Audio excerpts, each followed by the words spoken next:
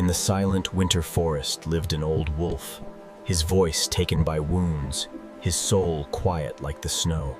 One day, he found a young rabbit trapped in the snow, helpless and cold. The wolf said nothing because he could not speak. He simply saved him.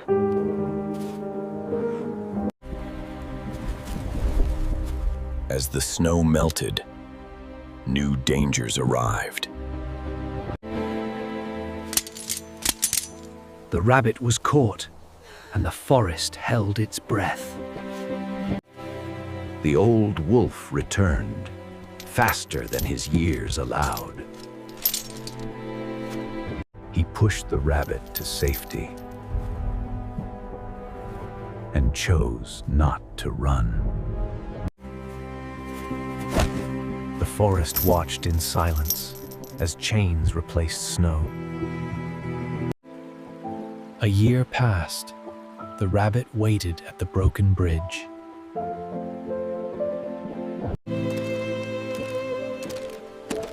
And then he returned. Some debts are paid without words and remembered without sound.